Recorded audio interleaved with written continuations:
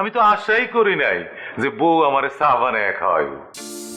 আজকে বৌমার বাবা আসছিল কিন্তু। তো চলে যেতে দিলে কেন? রাইখা দিতা, আমি অফিস থেকে ফিরে আসলে জমায় আড্ডা দিতাম। উনি আমাদেরকে কি বলে গেছে জানো?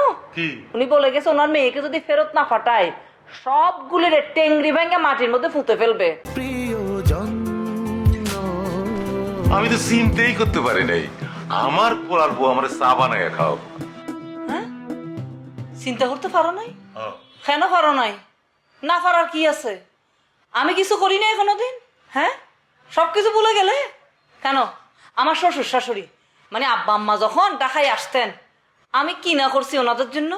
ওনাদের যদি শরীর খারাপ থাকতো আমি গোসল পর্যন্ত করাই দিতাম, আমি হাতে পায়ে নখ খাটিয়ে দিতাম, তারপর তাদেরকে ভাত মেখে পর্যন্ত খাওয়াই দিতাম। করি নাই? করছো, কিন্তু তুমি আর সে কি এক? এক না কেন?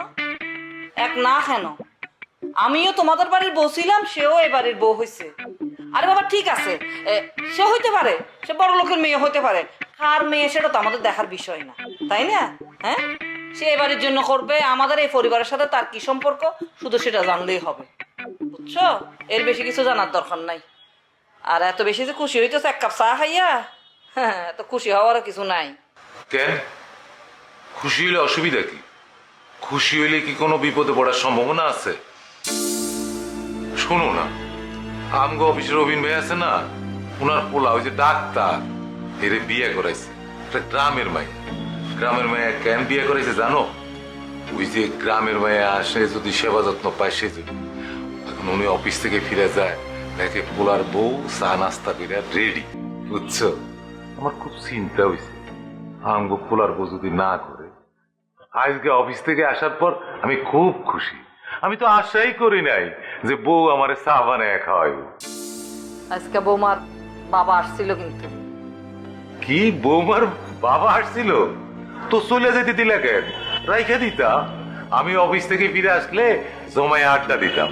দেখতা আমি কথা বললে না ওনার রাত পানি হয়ে যাইত। আড্ডা দিবে না? রসাইয়া রসাইয়া বৌমার বাপের সঙ্গে আড্ডা দিবে যে? উনি আড্ডা দেবার লোক না। উনি আমাদেরকে কি বলে গেছে জানো?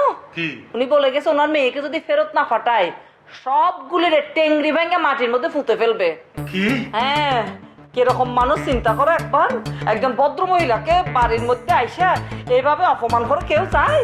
তুমি যাই বলো দিন, মেয়েটা কিন্তু খুব ভালো। আমি কি একবারও বলছি মেয়েটা খারাপ?